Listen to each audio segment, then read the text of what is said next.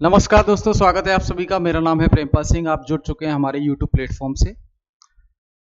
देखिए, जीके और जीएस का ये प्रैक्टिस सेशन है जिसमें आपके जो एग्जाम है, एलटी ग्रेड का जो एग्जाम है, जिसमें 30 नंबर का जीएस आएगा आपका सब्जेक्ट के साथ, और जो डीएसएसबी के एग्जाम है उसमें जो कॉमन पेपर में 20 नंबर का आपका जीके आता है। ठीक है, साथ ही साथ बीपीएससी के भी एग्जाम है। तो कॉमन पेपर में जहां जीएस जीके आता है उसको ध्यान में रखते हुए एक क्लास है। शुरू करते हैं, हम कुछ क्वेश्चन डिस्कस करते हैं। पहला प्रश्न देखिए, Gopal Krishna Gokhale was associated with which organisation.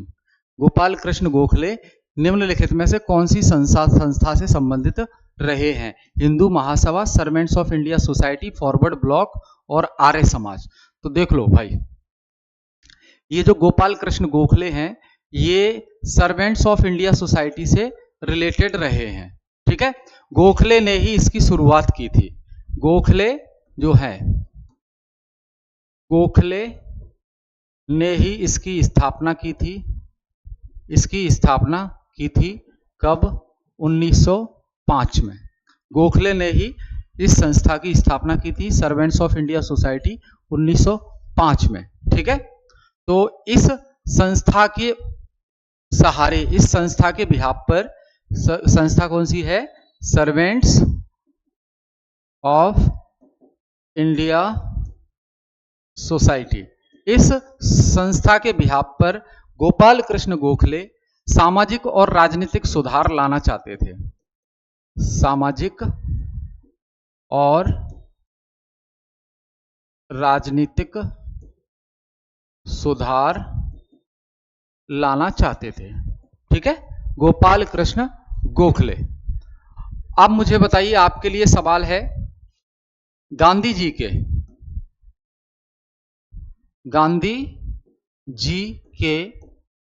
राजनीतिक गुरु कौन थे? राजनीतिक गुरु कौन थे? कमेंट बॉक्स में कमेंट करके आपको बताना है गांधी जी के राजनीतिक गुरु कौन थे, उनका नाम आपको बताना है। ठीक है, आगे। बाल गंगाधर तिलक फेमस स्लोगन।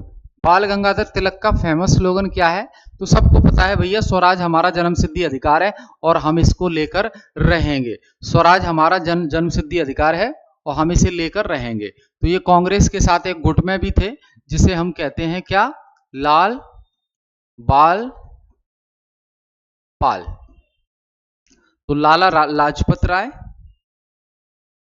लाला लाजपत राय, बाल गंगाधर तिलक, बाल गंगाधर तिलक और बिपिन चंद्र पाल।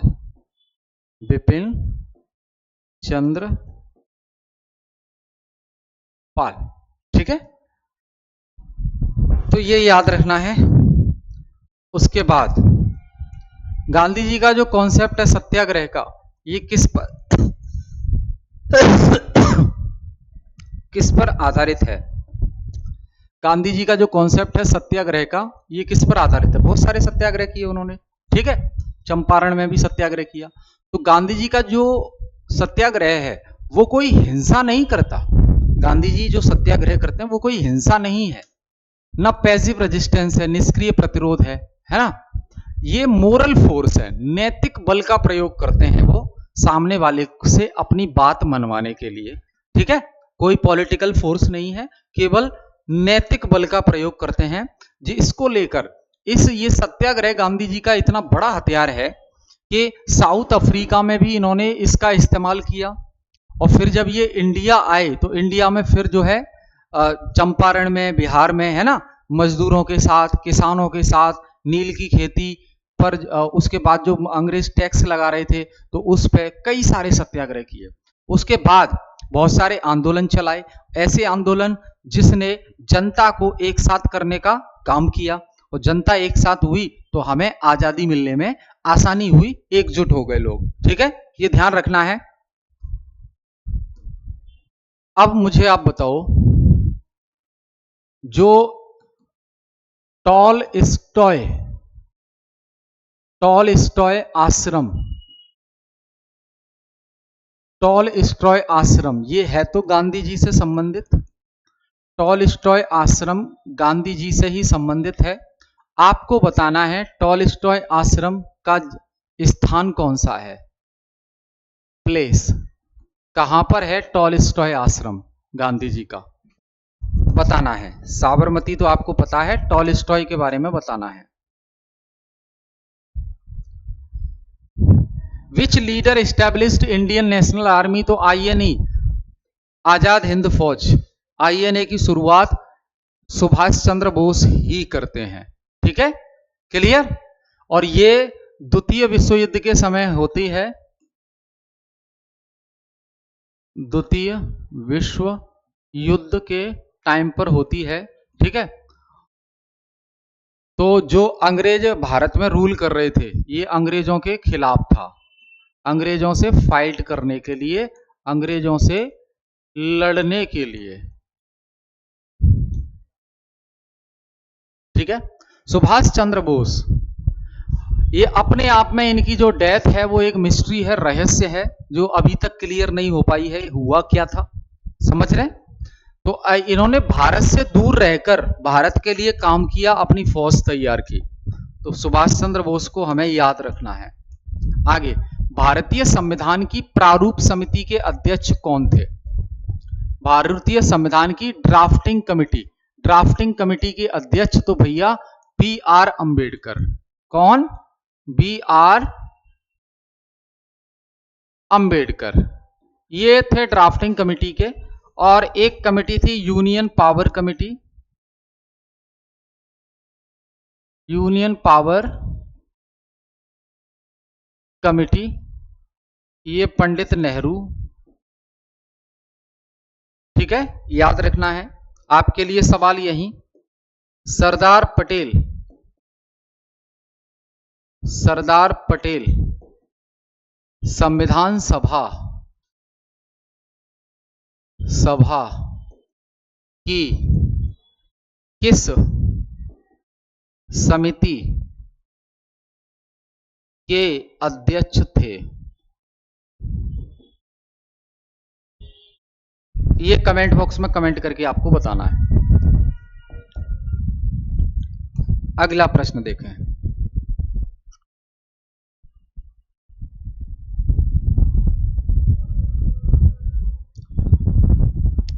विच article deals with right to equality, समानता के अधिकार से संबंधित कौन सा आर्टिकल है, समानता के अधिकार से संबंधित कौन सा आर्टिकल है। तो यहां देखो आप, जो फंडामेंटल राइट्स हैं जैसे कि राइट टू इक्वलिटी यानी कि समानता का अधिकार, समानता का अधिकार, तो जो राइट टू इक्वलिटी ये पहला जो फंडामेंटल राइट है, इससे रिलेटेड जो आर्टिकल हैं, टोटल आर्टिकल्स कितने हैं, 14 से लेकर 18 तक। ठीक है, 14 से लेकर 18। तो यहां देखो 19 18 के बाहर है, 21 भी बाहर है, 32 भी बाहर है, 14। तो आर्टिकल 14 राइट टू इक्वलिटी। ठीक है, ध्यान रखेंगे। अब ये जो राइट टू इक्वलिटी है ये फंडामेंटल राइट है दोस्त, क्या है ये, फंडामेंटल राइट्स। ठीक है, ओरिजिनल कॉन्स्टिट्यूशन में फंडामेंटल राइट्स की संख्या कितनी थी, ओरिजिनल कॉन्स्टिट्यूशन में फंडामेंटल राइट की संख्या थी कितनी, 7। लेकिन वर्तमान में कितनी है, वर्तमान संख्या कितनी है, 6। कौन सा कम हो गया, अच्छे से पता है आपको, राइट टू प्रॉपर्टी, संपत्ति का अधिकार, संपत्ति का अधिकार कम हो गया, इसको रिमूव कर दिया है फंडामेंटल राइट्स की कैटेगरी में से। इसके लिए कौन सा संशोधन किया, कौन सा संशोधन किया बताओ, 44th 1978 44वां संविधान संशोधन 1978 में किया। राइट टू प्रॉपर्टी, जो कि इसकी एक्चुअल जगह क्या थी, आर्टिकल 31 में था ये। राइट टू प्रॉपर्टी को अब लीगल राइट बना दिया गया, कानूनी अधिकार बना दिया गया इसको अंडर आर्टिकल 300A। ठीक है, ध्यान रखेंगे। क्लियर?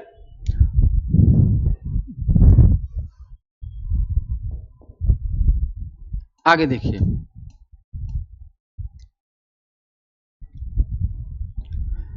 राज्यों के नीति निदेशक तत्व किस भाग में हैं? बड़ा आसान सवाल है। राज्यों के नीति निदेशक तत्व किस भाग में हैं? तो देखिए आप,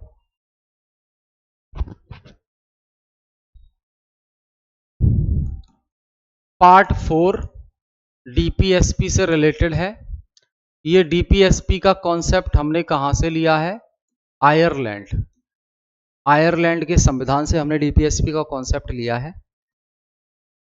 अब ये डीपीएसपी क्या है? ये गाइडेंस है कॉन्स्टिट्यूशन के द्वारा स्टेट को कि आप जब भी कोई कानून बनाएं तो उस कानून में डीपीएसपी को इंक्लूड करें आप, जिससे लोगों को उसका फायदा पहुंचे। तो ये जो डीपीएसपी हैं वो 3 प्रकार से बताए गए हैं। एक है सोशलिस्ट डीपीएसपी, समाजवादी विचारधारा पर आधारित डीपीएसपी। एक है गांधीयन डीपीएसपी, गांधीवादी विचारधारा पर आधारित डीपीएसपी। और फिर है liberal intellectual DPSP, liberal DPSP. ठीक है, अब पार्ट तो हमने देख लिया, पार्ट तो हमने देख लिया। आर्टिकल इससे रिलेटेड कौन से हैं? तो आर्टिकल डीपीएसपी से रिलेटेड है 36 से लेकर 51 तक। ठीक है, और नॉट एनफोर्सिएबल है ये।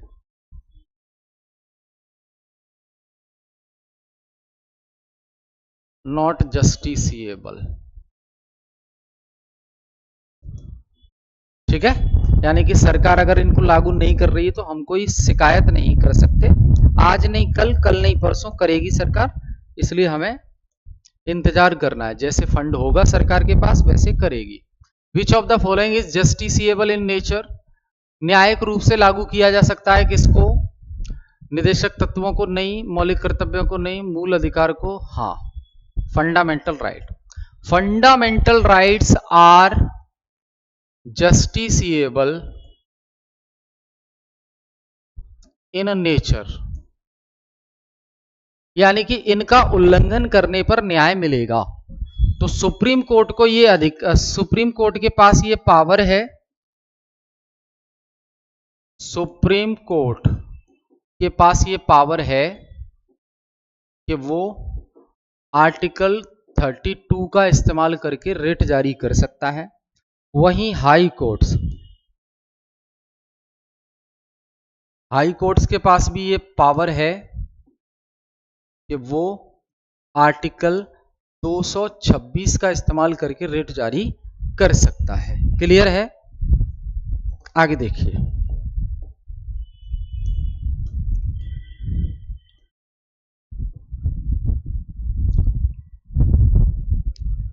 विच article gives power of judicial review to supreme court?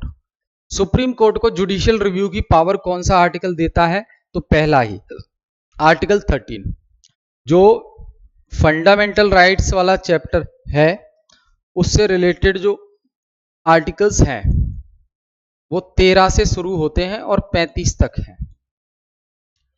13 में ये कहा गया है कि कोई भी लॉ कॉन्स्टिट्यूशन के अगेंस्ट में होता है तो सुप्रीम कोर्ट को ये पावर है कि वो लॉ को रिव्यू कर सकती है। जुडिशियल रिव्यू की पावर आर्टिकल 13 देता है किसको? सुप्रीम कोर्ट को। चीफ मिनिस्टर को कौन अपॉइंट करता है? राज्यपाल। ये आसान सवाल है। भारत की संसद में कौन शामिल होता है? तो देखो, according to article 79, according to article 79 of Indian constitution, हमारी जो पार्लियामेंट है, संसद, हमारी जो पार्लियामेंट है, संसद, इसके 3 अंग होंगे। कौन से? लोकसभा, राज्यसभा और राष्ट्रपति। राष्ट्रपति इसका अभिन्न अंग है। ठीक है, ध्यान रखेंगे। आगे, governor of state is appointed by president, हमें अच्छे से पता है, राष्ट्रपति अपॉइंट करता है। यहां ये देख लो, हम जब बात करें प्रेसिडेंट की जब हम बात करें, राष्ट्रपति की बात करें, तो राष्ट्रपति की नियुक्ति, सॉरी, राष्ट्रपति किस किस को नियुक्त करता है? किस किस को नियुक्त करता है? तो ध्यान देंगे, ये बता रहा हूं आपको, जैसे कि उपराष्ट्रपति, chief justice of India, supreme court, high court के न्यायाधीश, राज्यों के अंदर राज्यपाल, यूनियन टेरिटरी के अंदर उपराज्यपाल, लेफ्टिनेंट गवर्नर। इसके अलावा यूपीएससी के चेयरमैन, अध्यक्ष और इनके मेंबर, उसके बाद सीएजी, कंट्रोलर ऑडिटर जनरल, उसके बाद सीएजी हो गया, और फिर जो ह्यूमन राइट्स कमीशन होते हैं उनके election commissioner, chief election commissioner, इनको भी अपॉइंट करता है राष्ट्रपति। ठीक है, तो राज्यपाल की नियुक्ति प्रेसिडेंट ऑफ इंडिया के द्वारा की जाती है। आगे, which article deal with the,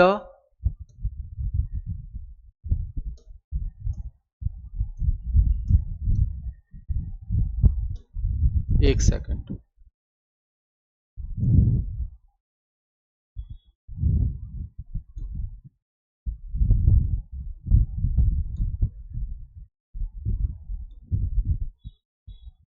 हाँ, which article deal with the powers of the supreme court, supreme court की पावर से रिलेटेड आर्टिकल 124, 131, 136।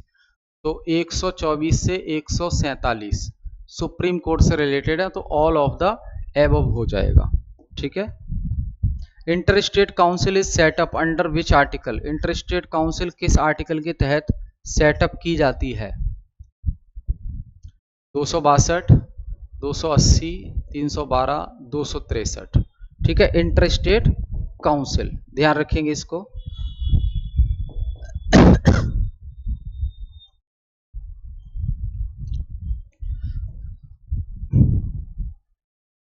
रेड प्लेनेट मंगल को कहा जाता है, याद रखेंगे आप, रेड प्लेनेट मंगल को कहा जाता है बिकॉज ऑफ गैसियस, है ना, Mars appears red due to the presence of iron oxide, rust. Iron oxide, इसके सरफेस पर, मंगल ग्रह की सतह पर आयरन ऑक्साइड की मात्रा ज्यादा है, तो इसलिए ये लाल दिखाई देता है, इसलिए इसको लाल ग्रह कहा जाता है। Which is the smallest planet in the solar system, तो बुध सबसे छोटा है, और बाकी ये एक ट्रिक है सूर्य से दूरी के क्रम में, my very efficient mother just serve us nuts. ठीक है, तो ये ट्रिक है आपकी सूर्य से दूरी के क्रम में। मान लो ये सूर्य है, तो उसके बाद क्या आएगा? मरकरी, वीनस, अर्थ, मार्स, जुपिटर, सैटर्न, यूरेनस और नेपच्यून। ठीक है, ये दूरी के क्रम में। बुध सबसे छोटा है, आकार में सबसे छोटा है और सूर्य के निकट है। ठीक है, मरकरी। अच्छा, एक और चीज, मरकरी जो ग्रह है वो सूर्य के बहुत नजदीक है, लेकिन फिर भी वो गर्म नहीं रहता। कारण क्योंकि उसका अपना एटमॉस्फेयर नहीं है, वातावरण नहीं है वहां पे। तो इस वजह से जो गैसेस आती हैं वो गैसेस बाईपास करके निकल जो रेज आती हैं, सूर्य की किरणें आती हैं, वो मरकरी को बाईपास करके आगे निकल जाती हैं। अगर मरकरी पर, बुध पर वायुमंडल होता तो वो गैस किरणों को एब्जॉर्ब करता तो वो गर्म होता, लेकिन नहीं है, तो वो बाईपास करके वो किरणें निकल जाती हैं उससे। ठीक है, क्लियर है।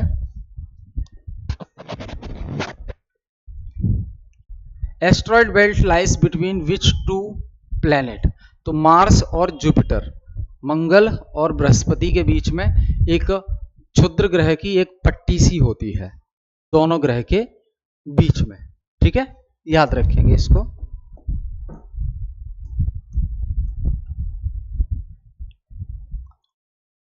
वीनस को कहा जाता है अर्थ का twin.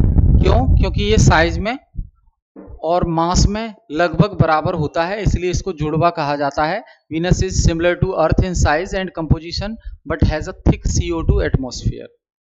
Equator represent which degree of latitude? निम्नलिखित में से भूमध्य रेखा कौन सी डिग्री पर आती है? यहां देखिए आप,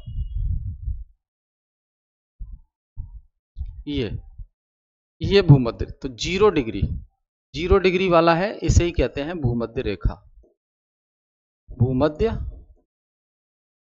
रेखा। उसके बाद ये जो है वो है 23.5 डिग्री नॉर्थ, और ये है 66.5 डिग्री नॉर्थ, और ये 0 डिग्री ये 90 डिग्री हो गया नॉर्थ पोल, और ये साउथ पोल हो गया डिग्री, और यहीं नीचे होगा 23.5 डिग्री साउथ, और फिर उसके बाद 66.5 डिग्री साउथ। ठीक है, ये ध्यान रखना है। तो इक्वेटर वाला पूछा है, तो इक्वेटर वाला होगा 0 डिग्री, 0 डिग्री। ठीक है, अब इसको कहा जाता है आर्कटिक सर्किल। क्या कहा जाएगा इसको? आर्कटिक सर्किल, आर्कटिक वृत्त, और इसको कहा जाएगा ट्रॉपिक ऑफ कैंसर।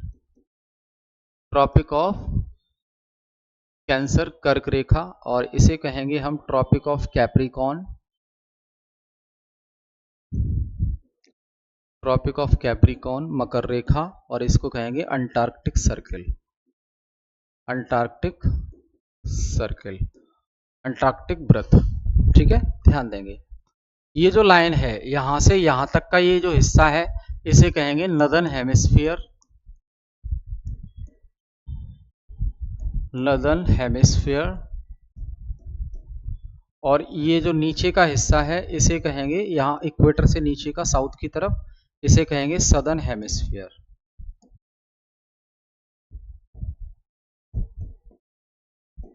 हेमिस्फीयर मतलब, स्फीयर का मतलब होता है पूरा गोला, हेमिस्फीयर का मतलब आधा गोला, अर्धगोला। तो एक अर्धगोला तो देखो ये नीचे बन गया, एक अर्धगोला ऊपर, तो नॉर्दर्न हेमिस्फीयर और साउदर्न हेमिस्फीयर। ठीक है, याद रखेंगे। Tropic of cancer passes through how many Indian state? 8 राज्यों से गुजरती है। गलत है ये। ठीक है, तो भारत के 8 राज्यों से गुजरती है, गुजरात, मध्य प्रदेश, पश्चिम बंगाल आदि से होकर गुजरती है, ये ध्यान रखना है आपको। Which of the following is not a line of latitude? निम्नलिखित में से कौन सी लैटिट्यूड की लाइन नहीं है, अक्षांश की? तो देखो भूमध्य रेखा 0 डिग्री लैटिट्यूड है, tropic of Capricorn 23.5 degree south है, और आर्कटिक सर्किल ये 66.5 डिग्री नॉर्थ है। प्राइम मेरिडियन कोई लैटिट्यूड नहीं है, ये है लॉन्गिट्यूड। ये क्या है? लॉन्गिट्यूड है, जिसे हम कहते हैं देशांतर। क्या कहेंगे दोस्त? इसको क्या कहेंगे? देशांतर कहेंगे। ठीक है, प्राइम मेरिडियन किस सिटी से होकर गुजरती है? तो पेरिस, ग्रीनविच, रोम, न्यूयॉर्क।